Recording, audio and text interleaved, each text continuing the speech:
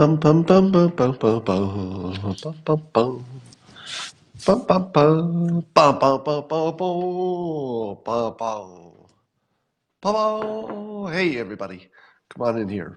We've got to talk about the Democratic debate last night, and of course the Shampeachment. That's all there is lately. I'm pretty sure there are important things happening somewhere else in the world, but I don't know. We're not talking about them. And that's because you're here for the simultaneous sip. It's not always about the news. No, sometimes it's about connecting with your fellow humans all over the world and enjoying something that we come to know as a simultaneous sip. And all you need is a cup or a mug or a glass, of snifter, stein, chalice, tankard, thermos, flask, canteen, grail, goblet, vessel of any kind. Fill it with your favorite liquid. I like coffee. And join me now for the unparalleled pleasure, the dopamine hit of the day, the thing that makes everything better, the simultaneous sip. Go. Oh, yeah. That's the good stuff right there. Well, let's talk about, I don't know, Shampeachment or the Democratic debate. We'll get to Shampeachment in a moment. But the Democratic debate, let me give you a rundown on how I think everybody did. You got Joe Biden, who couldn't possibly stay top of the polls for much longer. I mean, Biden really just sort of fell apart. The crowd actually laughed at him for one of his gaffes, of which there were several, but he just didn't look like he's all there. And I'm pretty sure that his entire support is based on people who haven't seen him lately. Yeah, that's the entire hit against Biden is, have you seen him lately? Because if you're still basing your opinion on how he was 5 years ago, you got a problem. So Biden is dead man walking. He's not going to get nominated. Buttigieg, I wanted to like. I wanted to like Buttigieg, but he's better. He's easier to like in the abstract. If you're just thinking about him, you're thinking, oh, he's smart, he's well-meaning, he's somewhat in the middle. You know, he brings a lot of stuff. But then you watch him actually debate, in which he's on the stage contrasted with the other politicians. And I swear to God, all I could see is the smartest kid in high school trying to run for student council. I just can't take him seriously as a leader because his vibe is too, let's say, too smart and too young. And neither of those things are popular in the United States. If you're picking a leader, too young is really not working for you. And too smart, we hate that stuff. Because he talked a lot, and I don't remember any of it. Do you? Think of all the things that Buttigieg said during the Democratic debate. He got quite a bit of talking time. I think he was one of the top people in terms of how much time he got to talk. I don't remember any of it. Do you? That's the problem with being too smart and too eloquent and he's almost too good. He's like the best debater you ever saw, but none of it is interesting. So I don't know if he can break through with that. Tulsi Gabbard did not have a good night. She didn't have a terrible night, but she didn't do anything to, stay in the race, I think. I would imagine that Tulsi will have a tough time making the next debates just because she didn't stand out. And I just don't see her policies being close enough to what the Democrats are looking for. And I think she's become a little bit of too focused on the anti-war part, which is good, But anti-war and not doing regime changes is what we already have. We already have that president. So Tulsi Gabbard's strongest point that she would not do with the regime change stuff, we already have that president. So that's a tough contrast for her. I thought Bernie surprisingly didn't get as much time as some of the others. He was in the top four, I think. But Bernie was just Bernie. Bernie did not convert anybody new, probably. Probably didn't lose anybody. So I think Bernie's sort of failed to make an impact, which is bad for Bernie. Cory Booker got a little attention. He looked borderline presidential, but he's so close to being booted out of the entire process because the process really, I would say the process is really rigged in a sense, maybe accidentally, but it's rigged in terms of people have name recognition. And it's hard to, work your way through the crowd if you're going to be kicked off the debate stage. So Cory Booker is interesting, but I don't know if Democrats are buying into him enough. Klobuchar still has the right policies, and she has lots of capability, but man, is she boring. Klobuchar talks like this. Everything she says is probably smart and it makes sense, and I don't really argue with much of it, except some of it is opinion, and the president must be removed from office. But she's boring me with her monotone, and I don't think I can listen to that for 4 years or maybe 8 years. I would blow my brains out. Even though she's very capable, she doesn't come across as sufficiently charismatic to be president of the United States. Perhaps she could be a good governor, maybe a good senator. I think she is a good senator, right?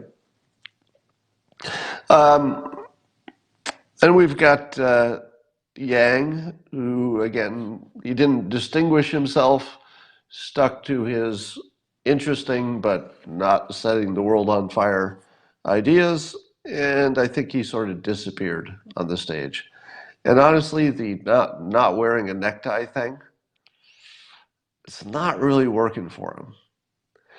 I think you could get away with not wearing the necktie if you were in the top three, because then people would say, "Oh, you can be in the top three and not wear a necktie." But if you're toward the bottom of the polling and you don't wear a necktie, I don't know if it looks like you're trying hard enough. I don't know if that's reading the way he wants it to read. It's the sort of thing that works if you're in a commanding lead. Hey, dress any way you want. Everybody loves you. But if you're not, it maybe looks like you're not as serious about the process. So I think that works against them. Let's talk about Harris. If you want to know how Harris did, don't watch the right-leaning news. Don't watch Fox News. Don't watch Breitbart to find out how Harris did, because it doesn't matter what people associated with Republicans liked, because this is the primaries. So I looked to see what CNN and MSNBC and the like were saying. And there was one tell that was very interesting. Jennifer Rubin, who is a very well-known anti-Trumper and seems to be connected to, let's say, the deep state. So she seems to be pretty connected to the permanent Democratic machine. And she tweeted that Kamala Harris was having a good night, which tells me that there's some preference that she has good nights. So there might be some possibly, it could be a signal that there's some consensus building with her because maybe she could win. Now, here, what's the most interesting thing about Harris's presentation? Remember I told you that she could win if she made the following changes: improve her body language and stop laughing at her own jokes. And also, I think she needs to stop doing terrible commercials hanging around preschool because it just doesn't look presidential. So last night, no laughing, right? And in fact, I saw Jonah Goldberg called that out on Twitter. Noticed that she wasn't laughing at her own jokes. Is that intentional? Probably. And I thought her body language was better. It could be because they're behind the podiums. So maybe it's just natural that you have better body language when you're standing behind something like that. But I thought that she came across as powerful. I thought she was too lawyerly. If she were trying to convince me, I would say, she wasn't likable and she was a little too lawyerly. But it doesn't matter what I think because I'm not part of the primary process. So if Democrats liked her, and I heard a number of people say that she had a good night, that's important. Now, the most important thing that Harris said was that she was trying to put together the Obama coalition, meaning the groups of people who were pro-Obama. Now, here's how she said it. I want to pull together the people of color. I forget the exact quote, but what the women, the LGBTQ, and then I'm waiting for her to say, and white people in her list of who she was pulling together for her coalition, because I'm pretty sure that Obama needed a lot of white people to vote for him. So I'm waiting for that. She's like, we need the black vote, the LGBT, and then she says, and the middle class, or the working people, or something like that. And I thought, really? You left out white people in your coalition? How's that going to work? So the way she worded it was a secret racist dog whistle. That basically she wants the Democrats to be the party of everything except old white people. Now, it was actually a very effective thing for her to say, because if you're talking about electability, you have to forget about the people who can't get the black vote. Can Buttigieg get the black vote? Probably no. Can Bernie? Probably no. Can Elizabeth Warren? Probably no. Can Biden? Probably yes, but he also can't win the general. So it doesn't matter that he can get them or not.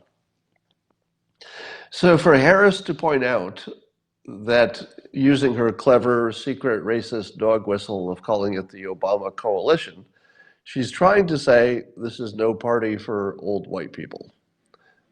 But if there are also working people, maybe they'll vote for us. So it wasn't a bad approach, because I think it's a signal to Democrats, look, if you want somebody who can win, you're going to need a woman who's a person of color, because that's how you get the coalition. But the way she worded it was very anti-Obama. What's the thing I tell you makes Obama special? You may hate his politics, blah, blah, blah. I'm not talking about his whole presidency. But one of the things that made Obama special, and I've said this a number of times, is that he didn't run to be the first black president. And he was really consistent about that. He ran to be the president. And he didn't say, I'm going to scoop up all the black voters, ha ha ha, because I'm black, because that would have been racist. Obama brilliantly downplayed the fact that he would have been the first black president and then was. He let everybody else talk about it. That's the way you do it. That's the way you do it. Harris talked about it, which she allowed her to send the secret racist dog whistle that she wants to be sort of the leader of the women and the black voters in the Democratic Party, and didn't even mention white voters. Didn't even mention them. was really striking in its absence, because how do you get elected without it? That said, it probably went over well with Democrats, so I think she had a good night. Now, I will remind you that over a year ago, I predicted Harris would get the nomination. I've continued with my prediction because I don't think it's fair to change it. I think I should be held accountable for it. I have also said that she was the worst campaigner I've ever seen. And so far, that's true. But I got to say that on the debate stage, she isn't bad at all. And if what people know about her is her debating, if that's the part they pay attention to, she looks pretty strong. I also said that if she could fix her body language, and basically the way she presents her demeanor, and not laugh at her own jokes, that she could still make a run for the nomination. And last night, she did those two things. Now, do you think somebody else got to her? Do you think it's a coincidence? Or do you think, I don't know who else was saying it. Was there anybody else saying that she needed to stop laughing at her own jokes? I don't know if anybody else said it before I said it. But she has now done the things I said she needs to do to win. So what's that do? I think I saw, was it Bill O'Reilly who tweeted, "Is it just me or is she hard to like?" talking about Harris. And I gotta say, I have the same feeling about it. She's hard to like. But how much of that is gender? Are women saying, "Oh, she looks hard to like"? I don't know. I don't know. If women are saying she's hard to like, then it's a real problem. But remember, we said hard to like about Hillary. Republicans always said Hillary was hard to like. And Hillary said, well, there's sexism involved. Was there? Maybe. I wouldn't rule that out. Maybe. I mean, there were plenty of reasons not to vote for her. But you can't rule out that there was something about her that reminded you of your ex-wife. I think guys had a different response to Hillary Clinton than women did. Is that fair to say? Whether you're Republican or Democrat, I think there's definitely a gender difference in how personalities are received. For example, Trump's personality plays better with men. Wouldn't you say? I think Trump is hard to like if you're a Democrat and a woman. So some people are hard to like depending on who you are and depending on who they are. So I think that's a fair statement that Harris is hard to like for Republican men, which doesn't matter at all. It's not predictive. So I'm going to say, and somebody said that, I think it was Barnes. I don't know if you're watching, but who said that apparently the overseas betting markets for Harris went way up, like up 40%. Can somebody check that while I'm talking? Put it in the comments. Check, predict it, and tell me who went up. Because I would guess the Harris went up. That's my guess. All right, so that's how everybody did. My prediction of Kamala Harris getting the nomination looks the best today that it has looked in several months, which doesn't mean I'm right, but I'm going to stick with my prediction. I would say Yang has no chance. I would say Tulsi has no chance. Cory Booker's sort of a wild card. He could surprise, but at the moment it looks like he's about ready to be, canceled from the debates for not getting enough poll numbers. Although he had a great fundraising day yesterday, it's worth saying. So he did make an impact yesterday. It might be enough. And here's the thing. One reason you shouldn't count Cory Booker out is that he's super smart. And smart goes a long way, right? Now, a lot of the candidates are smart. And if you look at the smart ones, how are they doing? Elizabeth Warren, very smart. How's she doing? Really well, right? Pete Buttigieg, very smart, very smart. How's he doing? Really well, really well. He's outperforming what you'd expect from a mayor from a mid-sized city. So smart does count. Smart is pretty predictive. It doesn't mean you win, but smart certainly counts. And so that's why Booker is a wild card, because he's really, really smart. Somebody mentioned Steyer. He's barely worth mentioning, because unless he gets a little more purchase on things, I don't think he's terribly relevant to the process. All right, let's talk about, oh, and then I guess there was a Marquette Law Wisconsin poll.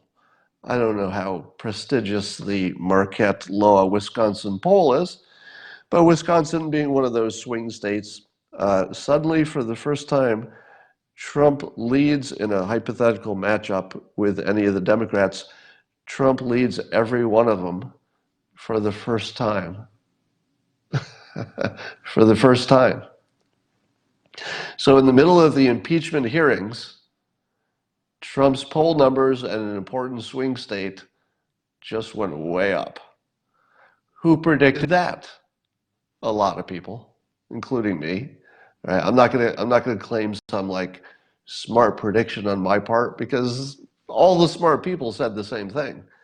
If you go for the king, and you don't kill him, you got trouble. And it looks like this impeachment process, they went to take out the king, in this case the president, and it looks like it's not going to work. We'll talk about that. All right. So here's my realization yesterday, and I don't know why this took me so long. When I tell you this realization, you're going to say to yourself, "Wait a minute, why is this the first time we're thinking of this?" All right. It's funny because it's so obvious. And when you hear it, I think you'll literally laugh that you didn't already see this. All right, here it comes. The Sondland testimony is that he was sure there was a quid pro quo based on context and talking to Rudy and other things. But when he asked the president said unambiguously, no quid pro quo, just tell him to do the right thing, meaning Zelensky. Now, how do you explain that the president said directly, no quid pro quo, just do the right thing? I'm not asking, I'm not offering anything as an award for doing the right thing. And yet everybody thought it was a quid pro quo in context. So here's my insight that you're going to laugh that you didn't think of it already. It's President Trump. Name a situation in which he's negotiating something in which his first offer is not give it to me for free. Do you feel it yet? His first offer or his first ask in every situation is give it to me for free. Now, if you're doing a trade negotiations, it's obviously there's no concept of free. Everybody's getting something and giving something. But when you're talking to a foreign leader and there's something you want, and the leader has an agreement with you for investigations, there's actually a treaty that specifically mentions that you can talk to them and you can ask for this. The treaty says we can ask for investigations. If you have a treaty with another country and it says you can do something, would your first offer be we're going to bribe you for it? Would that be your first offer? Never. There's no scenario that's realistic in which President Trump's first conversation with Ukraine is we're going to give you something for this. Not in a million years. And why is this the first time you're thinking of it? Why did it take me months to realize that he would never offer something when he had every right to get it for free. Every right to ask for it for free. That's what the treaty is. The treaty says you can go ask for this for free. Do you think Trump is going to enter a negotiation where there's a written treaty that says you can get this for free and he's not going to ask for it for free? So when Trump said to Sondland, no quid pro quo, he needs to do the right thing, it's because there's a treaty and it is the right thing. In no world does Trump give something away for nothing. What's one of the biggest complaints people make about Trump's history? One of the biggest complaints is that he doesn't pay his vendors. He doesn't pay people. He delays payment. Where else has the president delayed payment? Everywhere? Everywhere? Doesn't he question every single payment? Now, how could it be true that it looks like a quid pro quo to his entire staff?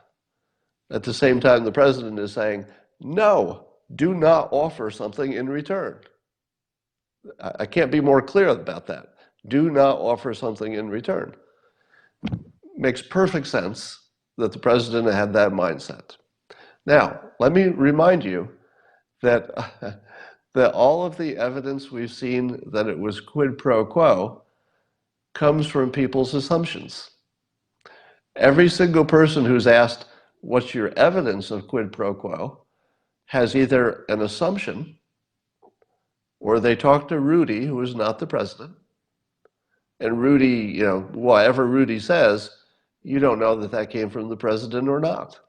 Rudy had a job, and Rudy was doing it the way a lawyer does a job. Is that exactly what the president asked him to do? Or is it just how Rudy does the job? So imagine you're in a court case. You've been accused of something. All right, so you've been accused of a crime. And you have 10 pieces of evidence against you and one on your side. There's only one thing on your side, but there's 10 pieces of evidence against you. And then you present it to the jury. All of the evidence against you, all 10 of it, from different witnesses, etc., is based on their own presumption according to them. And the one thing that's on your side is the one piece of direct evidence. There's only one piece of direct evidence. President Trump, what do you want out of Ukraine? No quid pro quo. Direct, and I believe nobody's questioned this, because Sondland was the kind of witness that you can't even tell what side he's on, right? Because it felt like he was playing both sides, so you wouldn't even automatically say, well, whatever he says is not likely to be true. It really looked like Sondland was playing it straight, to me. I took Sondland as a completely credible witness, even if I didn't like what he was saying. So the mere fact that the one piece of evidence you can rely on, the one direct piece of evidence about the president's state of mind, said no quid pro quo as clearly as you could possibly say it. So you want to be in a position that the president's in where there's only one piece of evidence you can rely on and it's totally exculpatory. Now, does that mean there was no quid pro quo? Nope. Doesn't mean that. It does not mean there was no quid pro quo. It does mean the president said in clear words, don't go asking for something in return. That's clear. But because he's the president, as everybody will point out, there's no such thing as no quid pro quo. That's not a thing. Just because you're dealing with the president of the United States, you need him. If you're not making him happy, it's going to be a problem. All right? But there is a difference between simply existing as a president, in which people treat you a certain way. You have a right to exist. You have a right to have a conversation. That's sort of your job as president. The fact that other people are interpreting that as a quid pro quo is not really your fault. It's just sort of who you are. It's your job. If you're in the office of the president, doesn't matter if you're Hillary or you're Trump, it doesn't matter. Everybody's going to treat you as an implied quid pro quo. It does matter if he said it directly. That would be a little bribey. But he didn't. He said the opposite directly. So there's certainly no crime about having an implied quid pro quo. Is it possible that Rudy oversold the quid pro quo part? Yeah, it's possible. But that would not be the president's problem.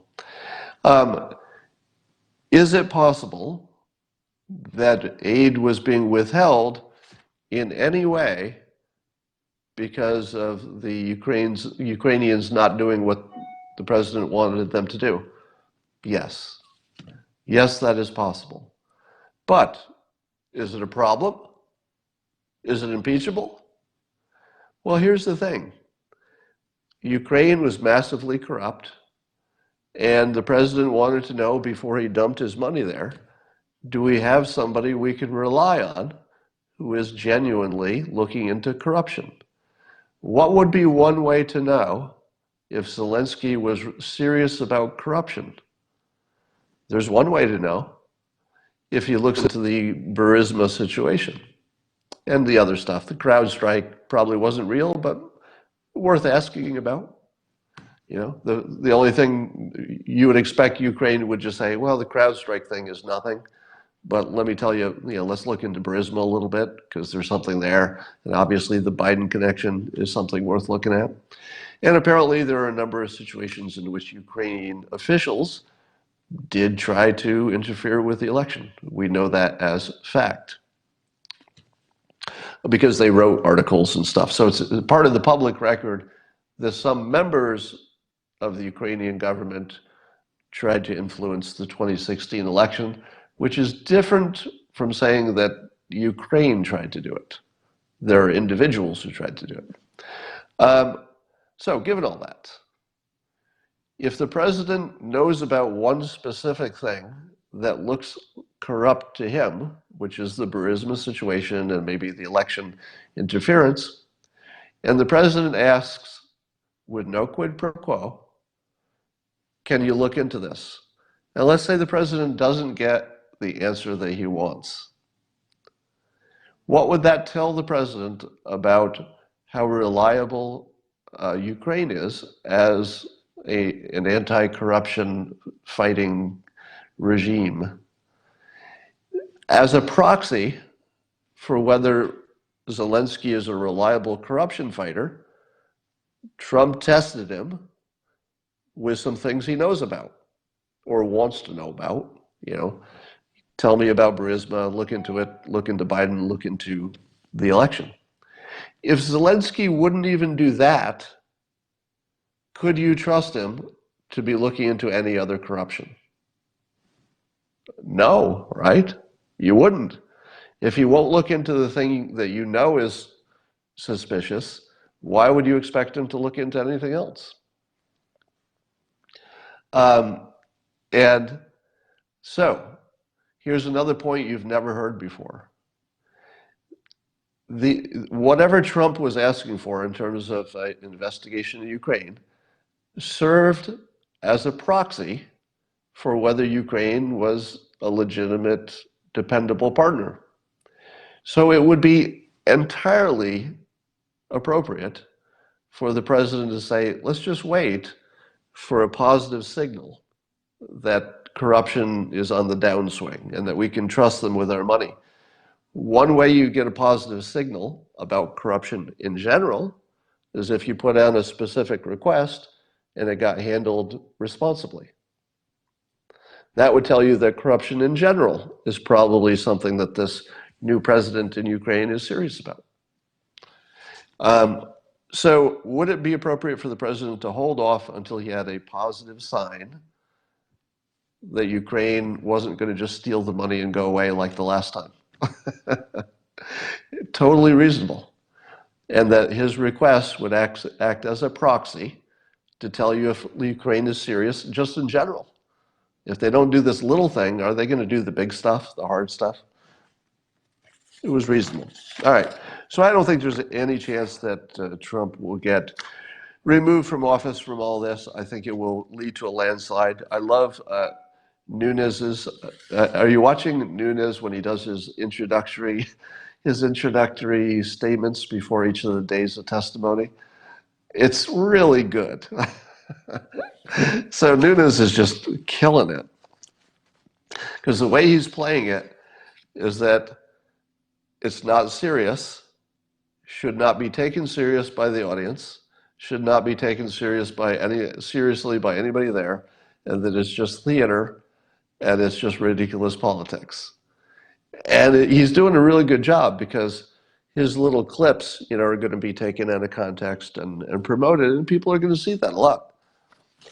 So I think, and then if you missed his play right before I came on, so just a minute before I came on, there was this Dr. Hill who was getting ready to testify, and her statement had been read into the record, I guess.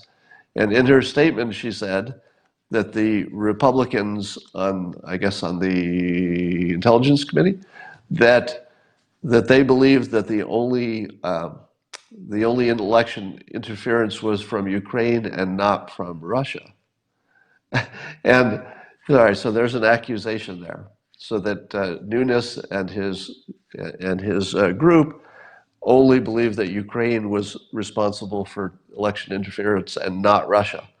And Nunes takes out this report that's like this thick that says, is basically something all the Republicans have signed off on, that says, yes, Russia interfered. Here are all the examples. And he's just got this gigantic document. And at the end he goes, we'll make a copy available for Dr. Hill and the other one so that they have it to refer to. Ouch. Basically, anything else she said after that point is just going to look like bullshit because he annihilated her before she opened her mouth. And I was looking at her face as they're like handing her this gigantic document that proves conclusively and publicly that her main belief was complete bullshit. And I'm just watching her face and she's a bad day. I would never want to have that day where you're getting ready to testify and the very first speaker just slaps you down so hard that there's nothing you can say after that that's going to redeem you. All right, CNN, of course, we have the two movies on one screen situation. And oh my God, it's so entertaining. If you're still trying to ignore CNN because you're mad at them, you don't like the way they cover things, you are missing a lot in terms of entertainment. And I mean that seriously. You really need to check the news on all your sources to get an idea what's going on. If you're only watching, news on the right, you don't know what the other people are seeing, and therefore you don't know what's going on at all. And let me tell you how. No, of course, CNN and MSNBC are selling Sondland's testimony as well. It's all over. We've made our point now, and impeachment is on. But they use words like, here's some of the exact words on CNN's website that try to make Trump look guilty without saying anything that's actually like a fact that would show that. All right. So they say it was stunning. So yesterday's testimony was stunning. Why? I don't know. The testimony tied the decision to Trump. It tied it to him. Meaning what? What's that mean? It was tied to him. Does that mean that we have evidence that Trump did something, or did somebody else imagine it was tied to him? Linked. He was linked to it. He got linked to it. But did Trump get linked to the decision because of a fact, or because somebody said they imagined it? They also say it's an impeachment turning point. In what way? And why? Why is it an impeachment turning point? I didn't see anything that would turn anything. Um, Sondland's testimony is, quote, among the most significant to date. Okay, it was significant. Why? It's stunning. Why? It's tied to, it's linked to the president. Based on. So there's a lot of language. Oh, and it's also maybe a John Dean moment. So that's tying it to Watergate, to which I say, maybe it's a John Dean moment, maybe it's not, but why? All the reasons are left out. This is where I'm going here. There's a lot of words that make it sound pretty bad, but it's not actually directly tied to any reasons given. And so I keep, digging down. It's like, well, there's probably some reasons. And then you see the clip, which here's some more things. These are quotes from CNN's page. The testimony goes right to the heart of the issue of bribery. Okay, what does that mean? That the testimony goes right to the heart of the issue of bribery, as well as other potential high crimes and misdemeanors. If you read that sentence, would you say to yourself, oh, there is now fact-based evidence that the president was involved in bribery and other high potential crimes or misdemeanors? You might get that impression, but that's not what the sentence says. The sentence says that the testimony went to the heart of those things. But when it went to the heart, what did it find? Doesn't say. Did you go to the heart of it and find there was nothing there? Or did you go to the heart of it and find there was something there? And if you did, what was it? The testimony was implicating the president. Hey, you've been implicated. Of what? Implicated of what? The testimony dismantled the foundations of Trump's impeachment defense. How? It's hilariously vague, so it's selling something hard, but the reasons are generally left out. Just talking about Sondland. His testimony essentially offers Democrats validation for moving ahead with impeachment. It offers them validation. How? Because why? This is a seminal moment in our investigation, Schiff said. Why? Is it a seminal moment because Schiff got so excited he was leaking seminal fluid? Is that why? Because he doesn't say why.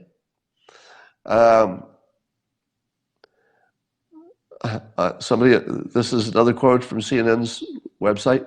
On the face of it, this was a disastrous day for Trump. On the face of it? What about the facts?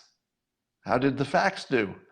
Were the facts creating a disastrous day for Trump? Or was it only on the face of it? And then the CNN site is puzzled because they're talking about this like it's unbelievable. Yet the president declared total victory in the face of factual defeat. So the president was factually defeated. What was the fact? Which fact was it that defeated him? Was it the part when Sondland said that all of the evidence against the president was his own presumption, Sondland's presumption, and the only evidence in favor of the president was direct evidence that he heard himself when he asked a direct question of the president? Is that a total defeat? That sounds like a total factual victory to me. Am I hallucinating? And they also like to say that the Republicans pounce on stuff and they seize things. So this also from CNN. The president seized on a comment by Sondland in which he said Trump told him he didn't want a quid pro quo with Ukraine. They seized on that comment. Well, that's sort of the place you should seize, because that comment is a fact that is completely it completely makes the whole thing go away. But the way CNN says it, they seized on it, like it was something unimportant. Yeah, but we pounced on it. There's a lot of seizing and pouncing going on, which minimizes the fact. Oh no, yeah, there's this little fact, and they seized it. They pounced on it. They made that little fact seem like more than it was by seizing it and pouncing on it. Uh, all right. So that's some of their weird language I was writing down. There's a lot more of it. All right. I don't see the slightest chance that Trump gets removed from office. There's nothing there that would make any Republican change their mind, not even a little bit. It looks completely exculpatory to me, like completely. It doesn't even look like a gray area anymore. Now, the guy who's testifying right now, Holmes, is also testifying that it was his belief that there was a quid pro quo, but mostly that comes from, I think the way they're connecting it is that Trump told people to deal with Rudy, and then Rudy, I think, allegedly made it clear that, to get any cooperation and get their money and get a meeting and all that, that Ukraine had to play along. But if that's the best you got, good luck with that. Because I don't think nobody's arguing that Rudy didn't push the envelope. I don't think any Republicans are saying, "Oh, everything Rudy did was just what the president wanted and totally appropriate." Rudy's an attorney. Rudy gets to try to kick in every door that he can kick in. The attorney gets to push every button that can be pushed. He doesn't have the same restrictions as a politician. He's fighting for his client. So if Rudy asked for some things that maybe the president would not have asked for, still not illegal for the president. The client doesn't get blamed for what the lawyer does. All right, unless the client asks him to do it specifically, and that's not in evidence. But the main thing is, and it all comes back to this. I get kind of tricked into talking about the quid pro quo stuff. It's not relevant. The only question that's relevant, and you'll see, I think you've noticed a few people saying this. I think I'm probably the first person who said it that I know of. But now you see a few more people saying it, that as long as the president was asking questions which the voters and the citizens of the United States also had an interest in, and of course we had an interest in if Biden had any nefarious connections over there. Now, I'd be interested if it turned out there were none, and I would be interested if it turned out there were some. I'm not personally aware of anything illegal by Joe Biden, but I certainly wanted to know. So as long as the president's asking questions that a substantial number of citizens also wanted the answer to, that's the end of the story. He's just doing his job. The fact that it's also good for the president, not relevant. Everything the president does for the country should, by design, also be good for him politically. You wouldn't want the opposite, would you? Would you ever want the president's interests for his own reelection to be disconnected from the interests of the citizens? You'd never want that. You'd want them to be connected, and they were. So, no problem with impeachment. All right.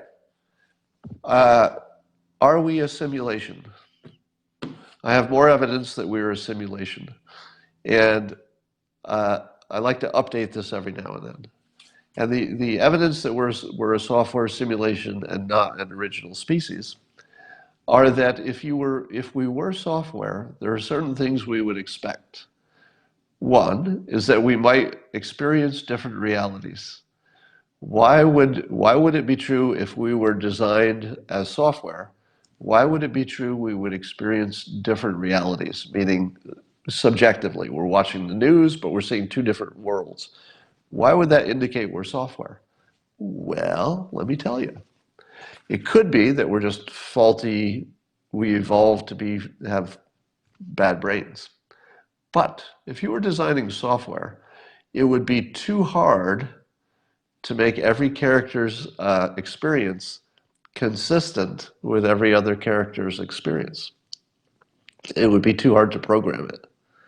So you would take a shortcut and you would make everybody have their own subjective experience except for some base physics and facts about the scenery. So so you would see the programmer cut corners because of resource management to let people live their own little truth so long as it didn't violate any other facts that were part of the simulation. But here's my new one. Oh, you would also not be able to see the simulation from the outside. And sure enough, you can't exceed the speed of light, so we can never get outside our universe and look down at it and see what it's made of. The other thing is you can't tell what it's made of. If you were made of software, you wouldn't be able to use a microscope at any level and look to see what you are. Because at some point, if you went down, down, down, down, it just wouldn't make any sense. It would just be zeros and ones. But here's my new one. How do you explain dark matter? So apparently the universe is 85% dark matter, meaning all the empty spaces, there's just nothing there. Do you believe that you could live in a reality in which 85% of everything doesn't seem to exist? What does that sound like? Sounds like software. Because you don't build software that records or takes into account things that will never be interacted with. And all the stuff that's between stuff, the so-called dark matter, you can't interact with it. So if we're software, it just wouldn't exist. There would just be some program rules about how the things that do exist interact, and all the stuff in the middle just wouldn't exist. So that's more evidence that at least we're consistent with how we would be designed were we software. All right. I just like to throw that in at the end.